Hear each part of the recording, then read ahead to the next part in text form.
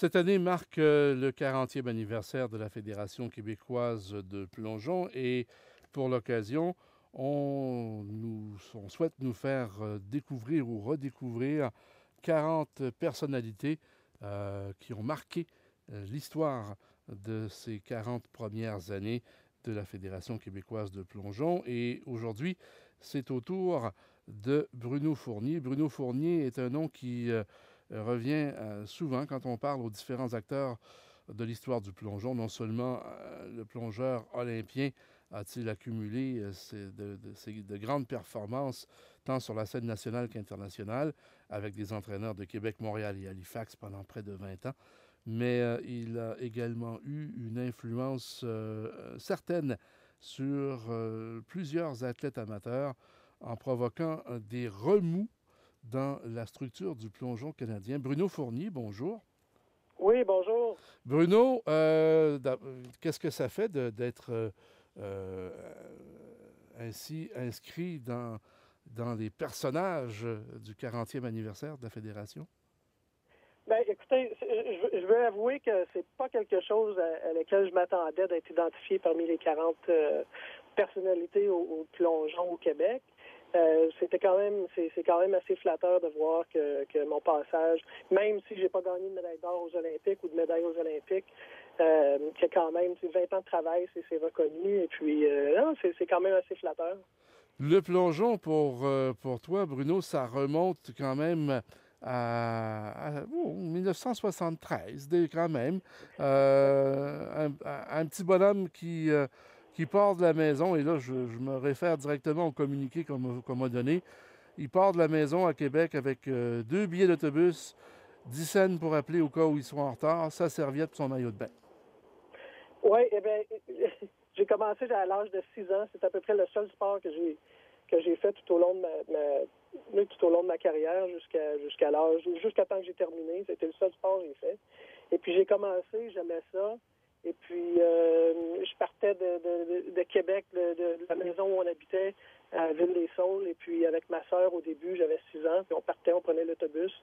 Et puis on se rendait à Willebrock-Bérère pour les entraînements.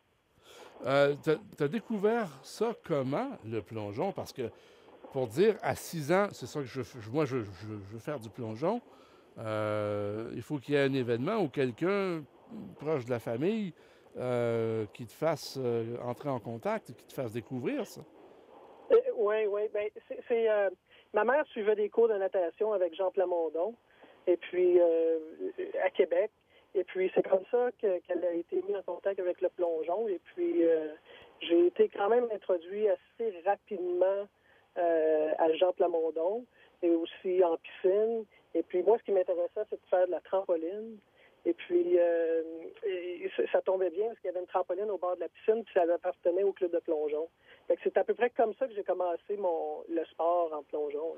Et les premières compétitions, c'est aux Jeux du Québec à Trois-Rivières. Et c'est là que vraiment tu prends une piqûre sérieuse pour la compétition. Oui, les Jeux du Québec de Trois-Rivières, c'était quand même une expérience très... c'était une très belle expérience dans ma vie. C'était la première fois que j'étais exposé à des jeux de masse. Plusieurs mondes exposés à d'autres disciplines.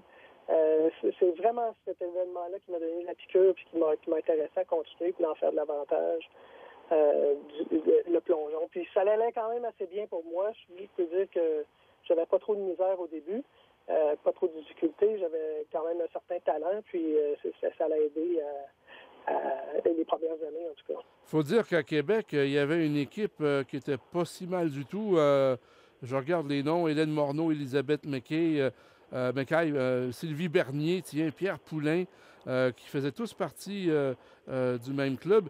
Et pas longtemps après les Jeux du Québec, 1977, un premier titre canadien pour toi chez les 12-13 ans.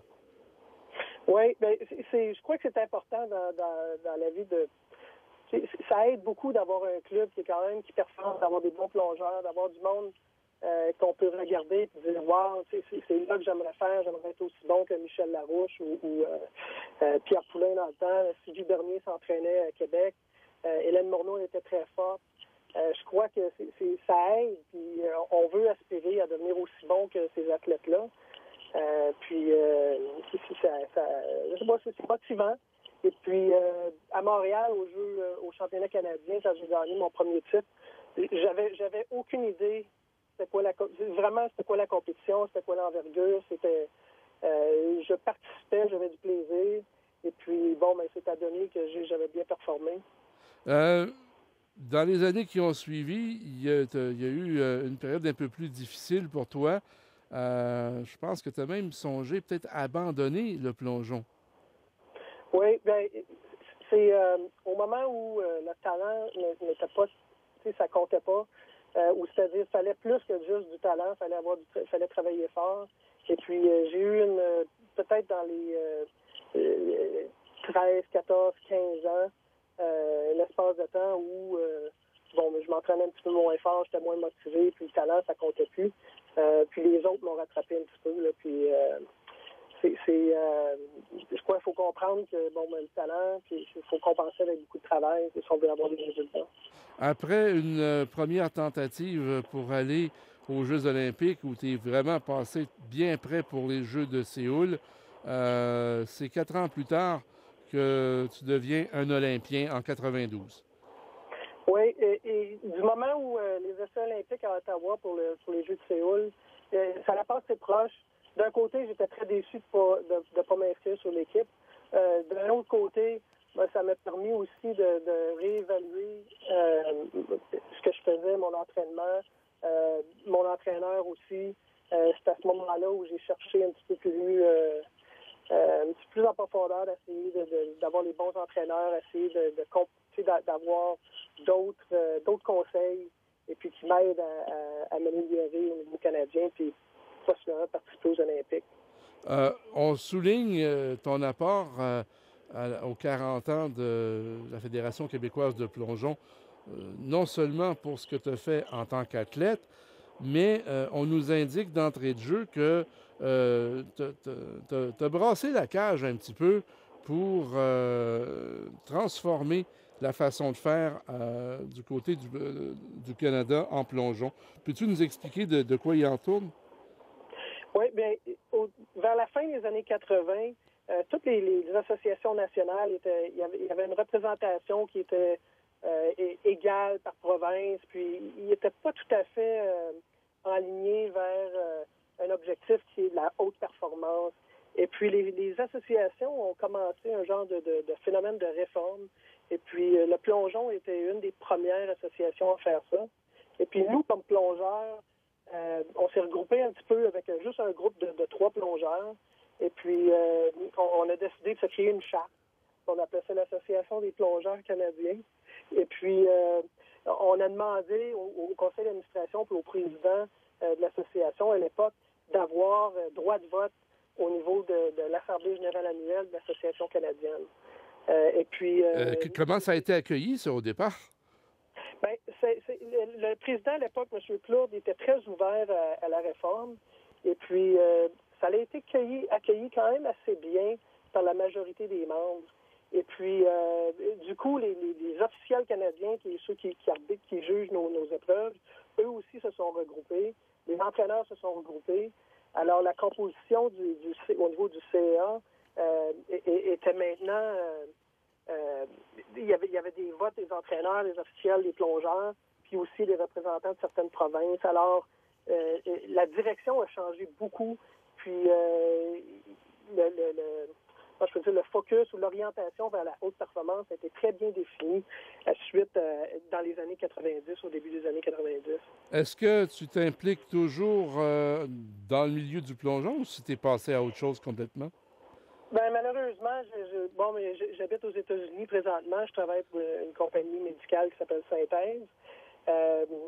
C'est quand même assez difficile pour moi de m'impliquer au niveau canadien. J'ai arbitré, j'étais juge pendant une certaine époque, mais aujourd'hui, je m'ennuie quand même beaucoup, j'y pense beaucoup, je regarde, je suis un peu les performances des athlètes.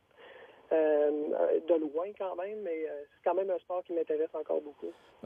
Ton meilleur souvenir ou ce que tu vas être le plus fier à tout jamais de ta présence, de ton implication dans le plongeon, c'est quoi?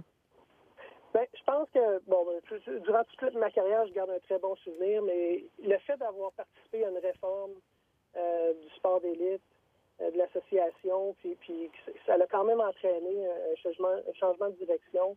Puis je crois que ça a aidé les générations futures à performer. On regarde Alexandre Despatie, Émilie Heyman, Anne Montminy. Ça l'a vraiment aidé à avoir des très bons entraîneurs suite à ça, d'offrir des meilleurs salaires, des meilleures bourses. Et puis ça, c'est quand même un passage que je garde un bon souvenir. Puis aussi, certainement, la participation aux Jeux olympiques, c'est quand même un événement qui est inoubliable. Bruno Fournier, merci beaucoup d'être venu justement partager ces souvenirs-là avec nous aujourd'hui. Bien, ça m'a fait bien plaisir. Alors, merci à vous aussi. Au revoir. Au revoir. Vous écoutez Sport Extra au 156 sur Sirius, une radio branchée sur le sport avec une équipe d'animateurs et de chroniqueurs passionnés. Toute l'actualité sportive sur Sport Extra, la radio des sports de Radio-Canada.